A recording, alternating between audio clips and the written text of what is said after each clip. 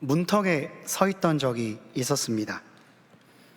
내가 사랑하는 주님 안에 머물자니 뭔가 좋기는 한데 사람들과 친구들의 흐름에는 잘 따라가지 못하는 느낌이 들어서였습니다.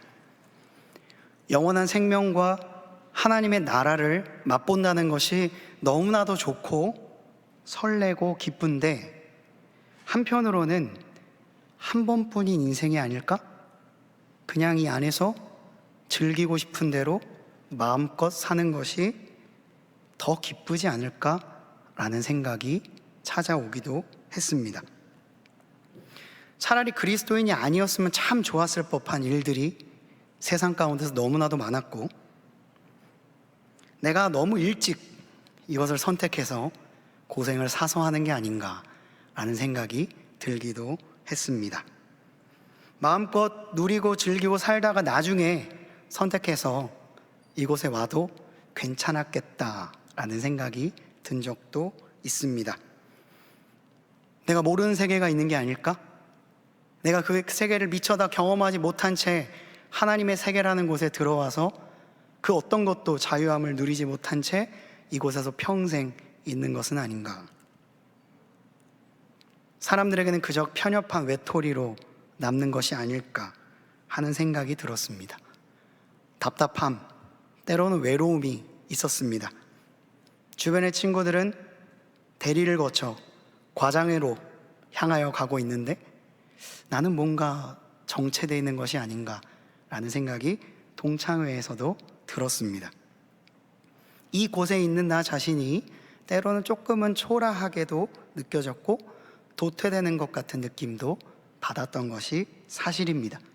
그래서 그래, 이곳을 한번 벗어나 보자 라고 한 걸음을 떼려고 하는 순간 마음속 깊은 곳에서 뭔가 석연치 않은 느낌이 찾아왔습니다.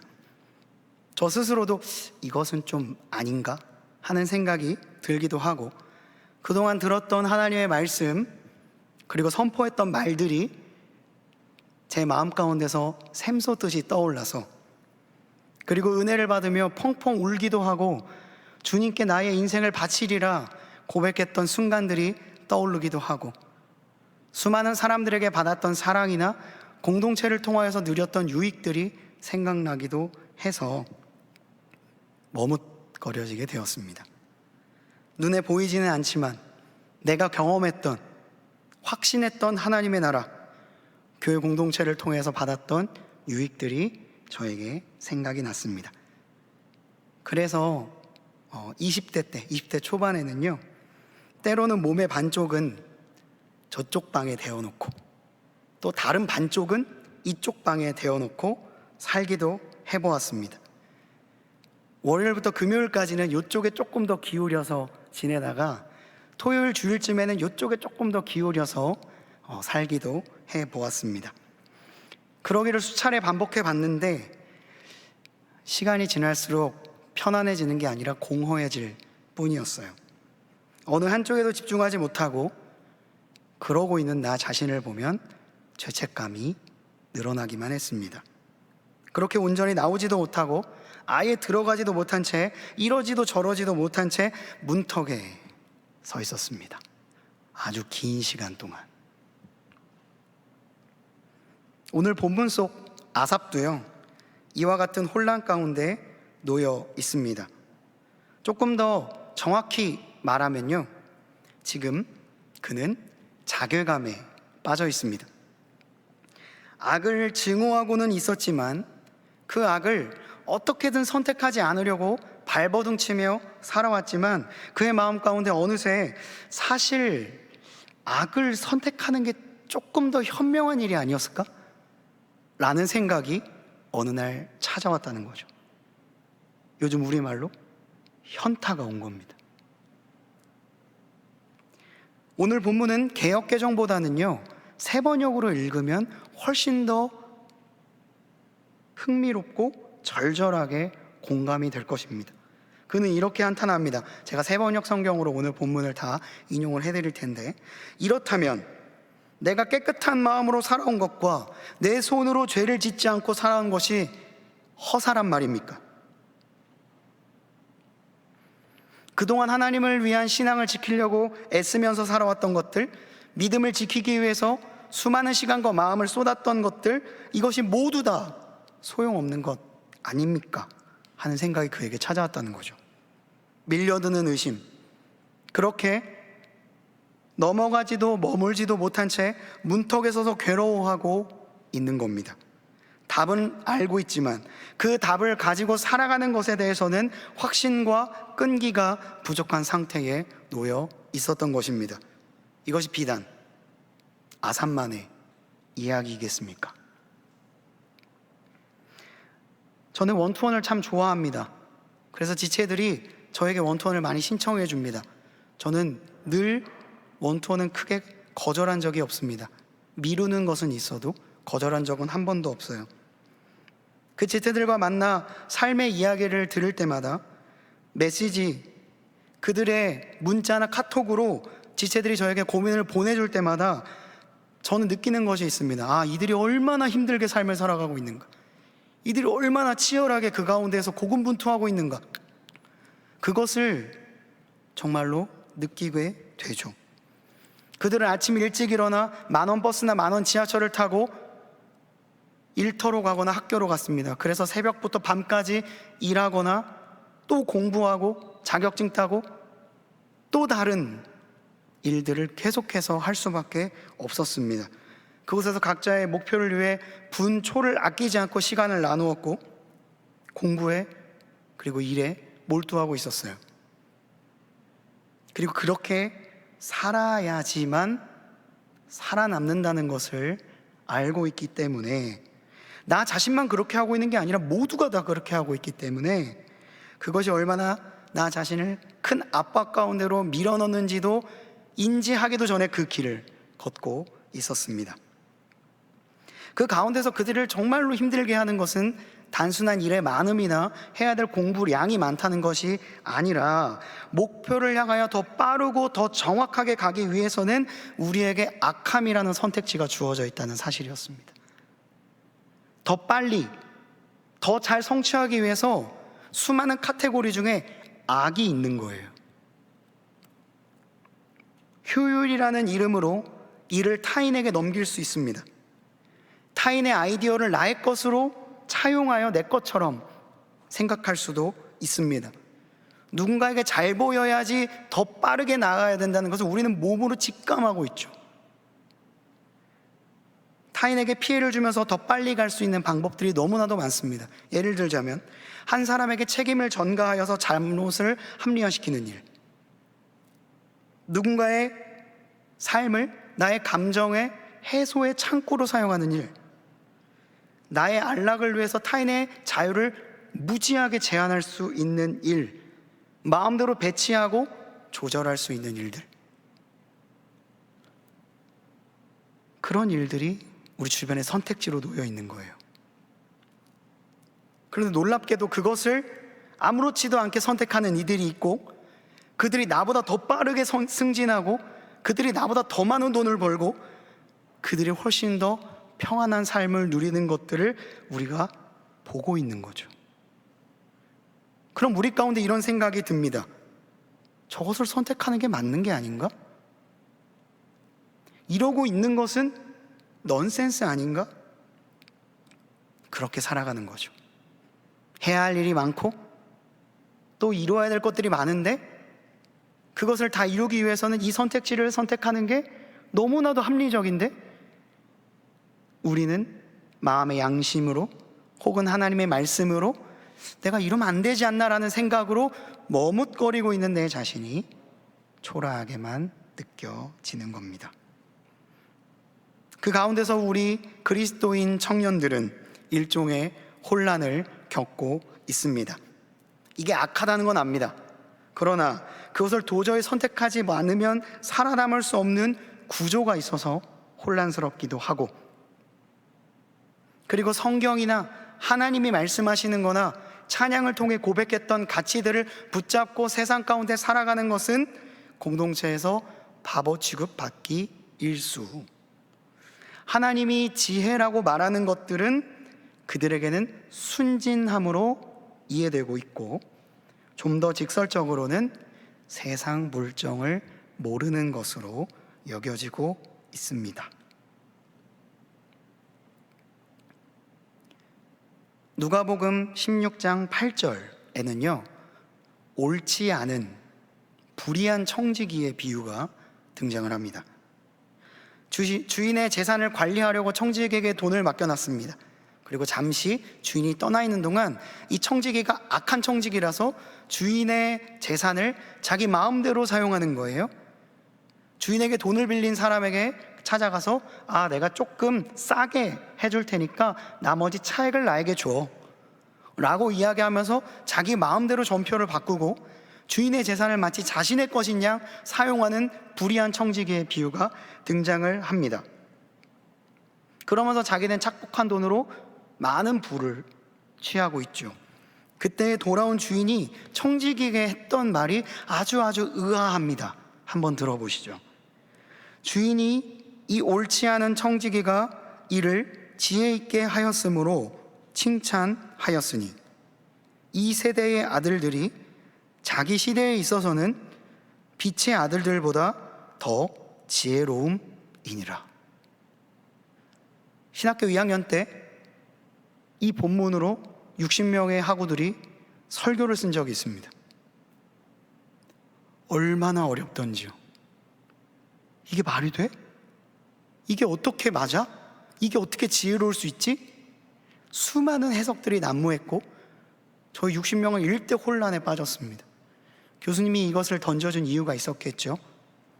근데 저는 이 비유가 약간의 반어법처럼 느껴졌습니다. 일종의 비아냥처럼도 느껴지더군요. 그래, 너 참 지혜 있구나. 이 세대의 아들들이 그들이 살고 있는 시대 가운데에서는 빛의 아들들보다 더 지혜로울 수 있어. 때로는 악을 선택하는 자들이 우리보다 훨씬 더 많은 부를 누릴 수도 있고, 우리가 사는 시대 가운데에서는 그들은 우리가 겪는 고통을 안 겪을 수도 있어 라고 말하는 것처럼 느껴졌습니다.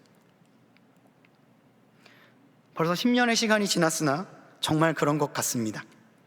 우리가 사는 이 세대 속에서 하나님의 빛 안에 거하며 살아가길 원하는 이들보다 주인의 돈을 착복하고 자신의 것인 양 사람들에게 나누어주며 그 과정에서 발생하는 인텐시브를 자신의 삶으로, 자신의 것으로 받아들이는 사람들이 지금은 더 많은 부를 누리고 있는 것 같군요.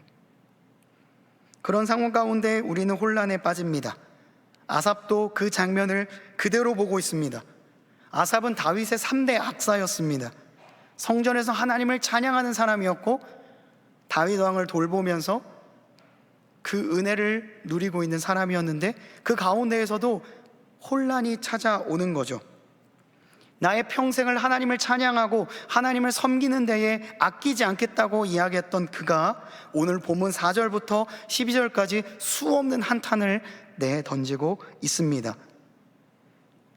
4절부터 12절의 말씀을 조금 더 풀어서 읽어드리겠습니다. 그들은 죽을 때에도 고통이 없네요. 몸은 멀쩡하고 윤기까지 흐릅니다. 사람들이 흔히 당하는 고통이 그들에게는 없고 사람들이 의뢰당하는 재앙도 그들에게는 아예 가까이 가지조차 않은 것 같습니다. 오만은 그들의 목걸이이고 폭력은 그들의 나들이 옷과 같죠. 그들은 살이 쪄서 거만하게 눈을 치켜뜨고 다니며 마음엔 헛된 상상이 가득합니다. 언제나 남을 비웃고 악의의 찬말을 쏘아붙고 거만한 모습으로 포근하게를 즐깁니다. 입으로는 하늘을 비방하고 혀로는 땅을 휩쓸고 다닙니다. 그런데 문제는요, 하나님의 백성들마저 그들에게 홀려서 마치 물을 들이키듯이 그들이 하는 말을 있는 그대로 다 받아들이고 있어요. 그것이 진짜 이 세상을 살아가는 지혜인 양 받아들이고 있다고요. 하나님의 백성들이 말이죠. 사람들은 말합니다. 하나님인들 어떻게 할 수 있으랴? 가장 높으신 분이라고 무엇이든지 다 할 수 있다는 말이 진짜 맞느냐? 하고 말합니다. 그리고 놀랍게도 그들은 모두가 악인인데도 신세가 언제나 편하고 재산은 늘어만 갑니다. 아삽은 지금 거의 하나님을 쏘아붙이고 있습니다. 이게 말이 됩니까, 하나님? 내가 평생 하나님을 찬양하겠다고 마음을 먹었는데 내가 보는 세상이 이겁니까? 내가 믿는 이 믿음이 이 정도밖에 안 되는 겁니까? 그래서 이렇게 말하는 거예요. 하나님, 제가 그동안 죄를 안 지르려고 애를 쓰며 살아왔거든요. 근데 그럼 내 손에 지금 있는 내가 살아온 인생이 다 허사란 말인가요?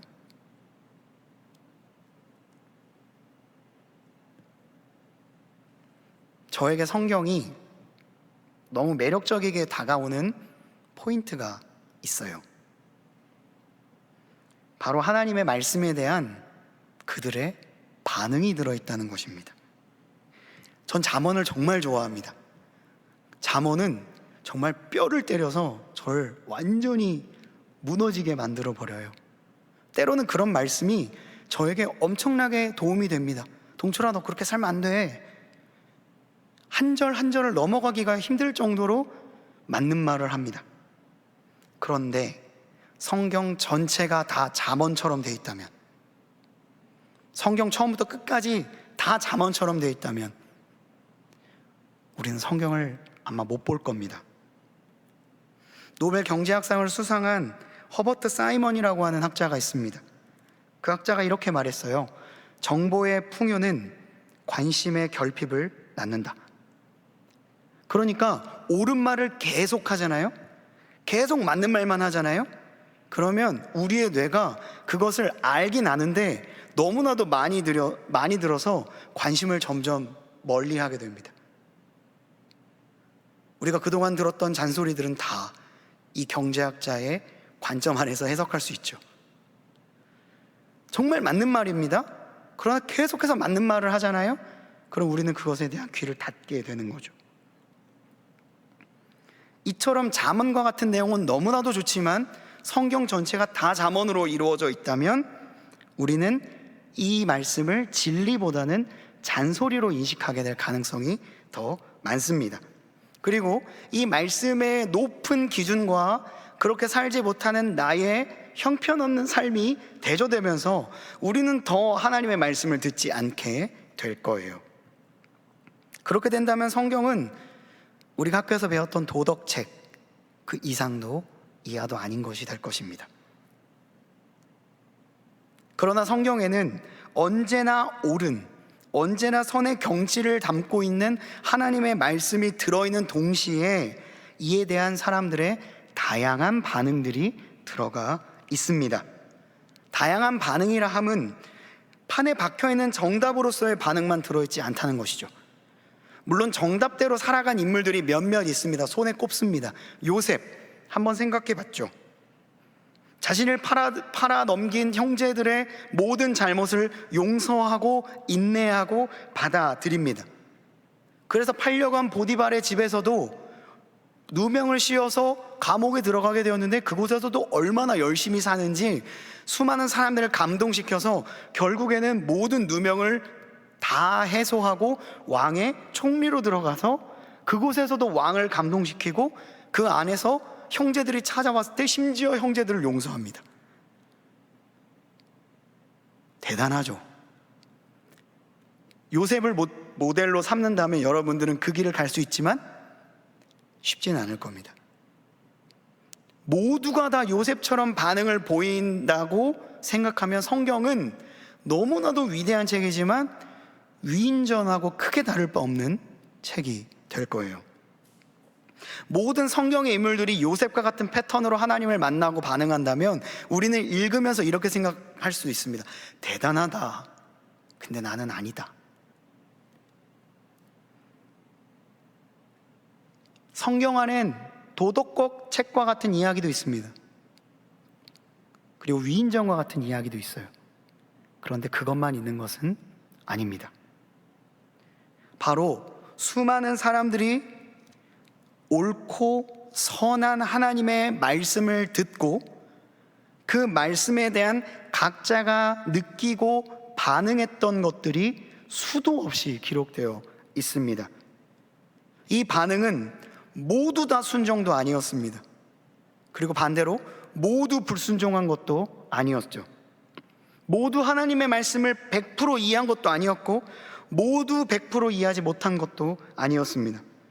모두 다 살아낸 것도 아니고 살아내지 못한 것도 아니었어요. 무슨 이야기일까요?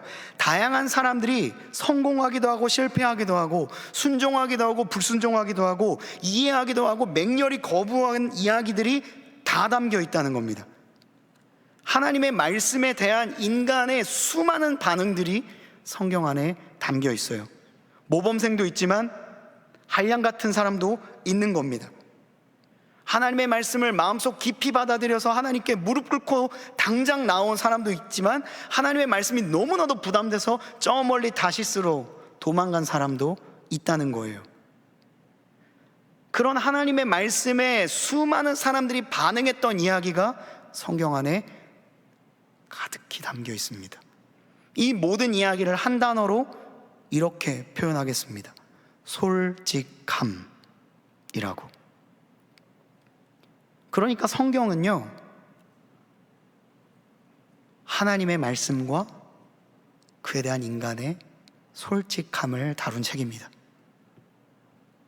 모두가 하나님의 말씀에 기계처럼 순종했던 이야기를 담은 책도 아니고 각자 만난 하나님 앞에서 각자의 분기점에 서서 각자의 갈등을 표출하고 각자 이해되지 않는 부분들을 하나님께 변호해서 그 안에 녹여내기도 하고 참아내기도 하고 살아내기도 하고 임상실험도 해보고 넘어져도 보고 깨달아 보기도 하고 호기롭게 갔다가 넘어지기도 하고 부정하기도 하고 의심하기도 하는 하나님의 말씀에 대한 수많은 인간들의 반응이 성경 안에 담겨 있다는 거죠.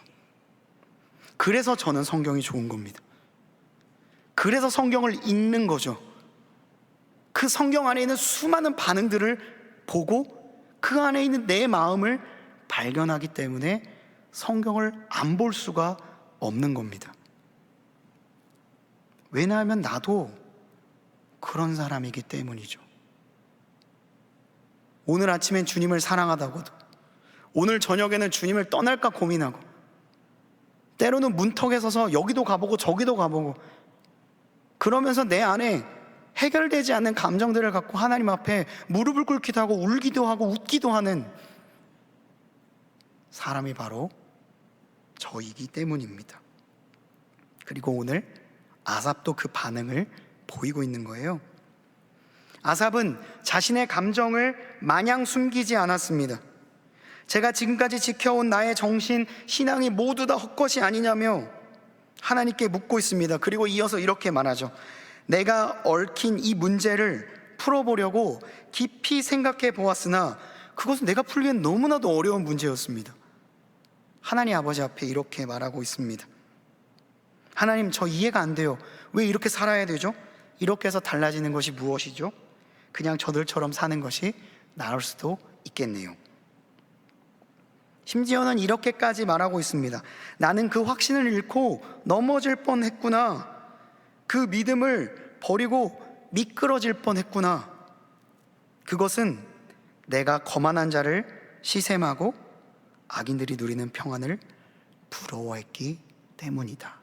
오늘 본문 2절에서 3절의 새번역 버전입니다. 제가 얼마 전 부럽지 않아 라고 하는 설교를 했는데 때로는 부럽기도 하더군요. 이상하게 저에게는 그 솔직함이 큰 위로가 되었습니다.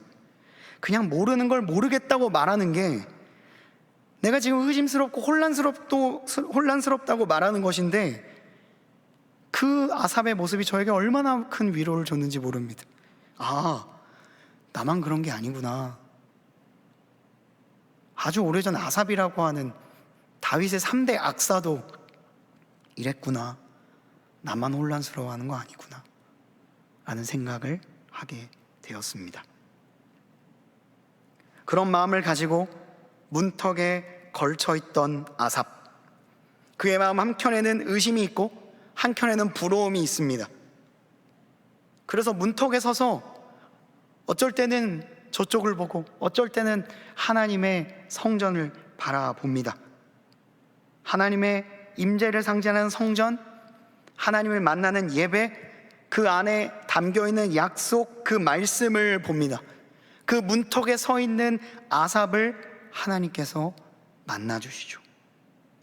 문턱에 서 있느라, 힘을 분산하여 서 있느라 하루 종일 긴장하며 끙끙거리고 있는 아삽, 힘이 잔뜩 들어가 있고 반대로 힘이 잔뜩 빠져 있기도 한 아삽, 그들이 부럽기도 하고 나도 그냥 그렇게 살까 말까 고민하고 있는 그 아삽, 그 솔직한 아삽을 이해하시고 위로하신 하나님이 그와 조우하십니다.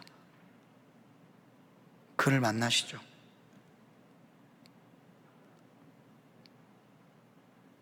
그리고 그에게 갑자기 무슨 변화가 일어나게 됩니다.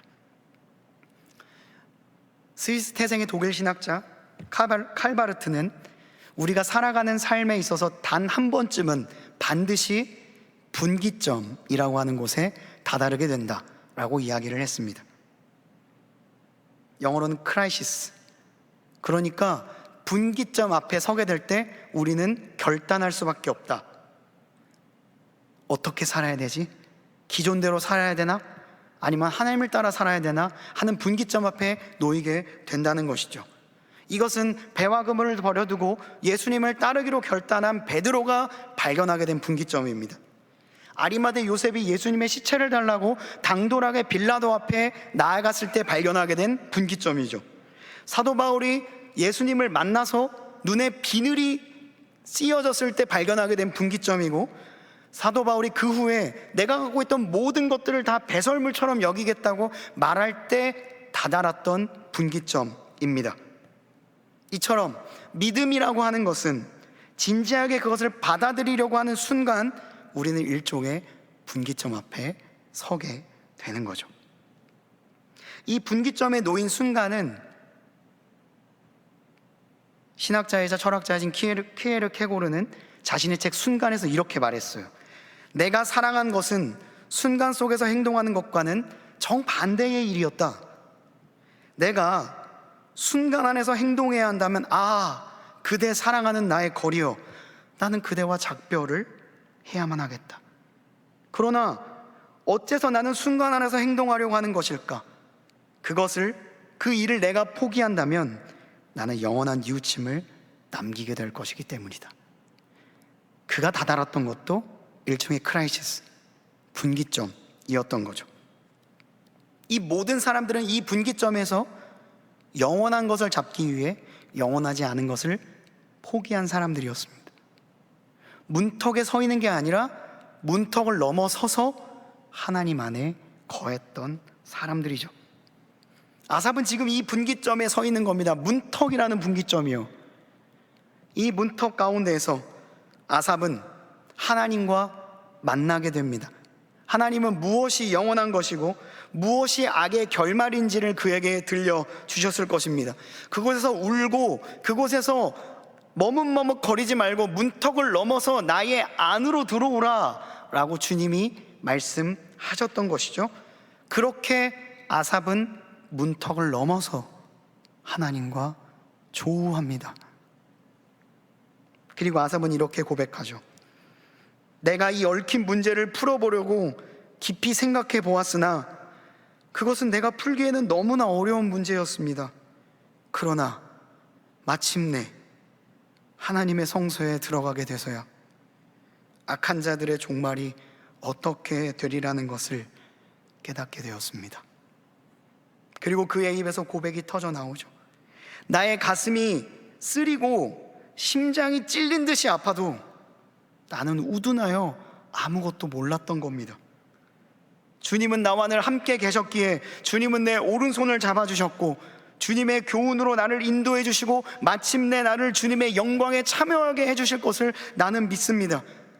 주님이 나와 함께 하시니 내가 하늘로 가더라도 내가 주님밖에 누가 나의 구주가 되어 주시겠습니까? 땅에 있더라도 내가 언제 어떻게 주님을 더 바랄 수 있겠습니까?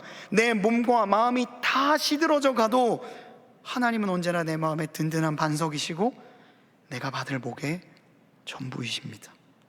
그러니 하나님께 가까이 있는 것이 나에게 복입니다.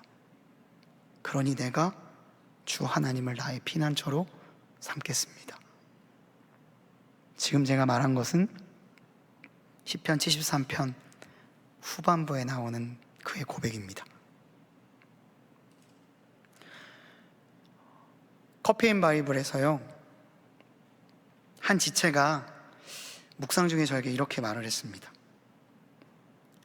목사님, 그동안 저였다면 절대로 하지 않았을 그 일이 있거든요. 원래 저였으면 절대로 안 했을 일이 있어요. 근데 요즘에 그것을 해보려고 시도하고 있어요. 내가 편하고 익숙한 건 그건데 안 하려고 노력하고 있어요. 어느 날 갑자기 저에게 이곳에 안주하지 않아야겠다라는 생각이 찾아왔고요. 그래서 저는 요즘에 시도하고 있습니다. 그 지체가 시도한 게 뭔지 아세요? 살가워지는 것. 저는 그 지체를 중학교 때부터 봤습니다. 중학교 1학년 때부터 봤어요. 그 지체가 살가워진다는 게 어떤 의미인지 저는 그가 얼마나 큰 결단을 하는지를 알고 있습니다.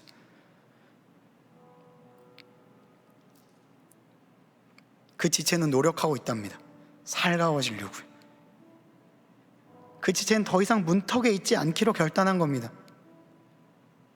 하나님 안에서 내가 할 수 있는 게 뭐지? 내가 붙잡아야 되는 게 뭐지? 하나님은 지금 나에게 무엇을 원하고 계시지? 내가 그냥 안주하는 게 아니라 선택해야 될 하나님의 나라가 뭐지? 고민하고 있는 겁니다. 그리고 결단한 거죠.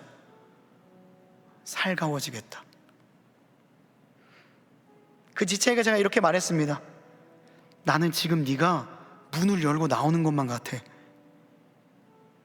그동안 10수년간 너가 웅크리고 있던 그 문을 열고 나오는 것 같더라. 네 고백이 얼마나 나에게 큰 위로와 힘이 되는지 모르겠다. 아마 커피 앤 바이블에 왔던 지체들은 제 얼굴을 보았을 겁니다. 제가 그 친구를 정말 와 이러면서 보고 있었어요. 와, 제가 저런 말을 하다니. 저는 그 친구가 흔들리는 손으로 문고리를 잡고 있던 그 문을 박차고 나오는 모습을 상상했습니다. 그리고 그 친구가 문을 열고 나왔을 때 전혀 그 친구가 경험하지 못했던 새로운 세계가 열리는 것이 눈에 보였어요. 그리고 그 친구에게 그렇게 말했습니다. 너는 분명히 살거워질 수 있어. 너의 인생 가운데 하나님의 새로운 문을 열어주실 거야. 그 모습을 지켜본 내가 얼마나 기쁜지 모른다. 지난 몇 년간 너를 봐왔던 나는 얼마나 큰 위로와 보람을 느끼는지 몰라. 저도 이렇게 기쁜데 하나님은 얼마나 기쁘실까요? 여러분, 의심하지 말라는 게 아닙니다. 혼란스럽지 말라는 게 아니에요. 그냥 정답 믿고 그냥 이거 믿고 따라와 이런 말 하는 게 아닙니다. 그냥 아삽처럼 솔직해지라는 거죠. 뭐가 부러웠는지, 뭐가 내 안에 어떤 혼란이 있는지 하나님께 내어놓으라는 겁니다. 성경에 있는 인물들이 이렇게 하고 있는데 우리가 못할 게 무엇입니까? 부끄러운 게 아닙니다. 그냥 솔직해지라는 거죠. 더 이상 문턱에서 서서 힘 빼지 말고 주님 앞으로 넘어오는 결단을 해보라는 거죠. 확신이 없다면 오늘 아삽을 보며 그의 선택을 따라 해보기도 해보라는 거죠. 문턱에 서 계십니까? 저도 이 설교를 쓰면서 문턱에 서 있는 저를 발견했습니다. 그러나 결국 저는 문을 열어 젖히기로 결단했습니다. 그리고 문턱에 서 있지 말고 어느 방이든 한 방으로 넘어갈 것으로 결단했습니다. 그 친구가 살가워지기로 결단했던 것처럼 나도 그렇게 주님을 선택하기로 했습니다. 그러니 여러분, 오늘 한번 고민해 보시죠. 문턱에 있을지 아니면 어떤 선택을 할지.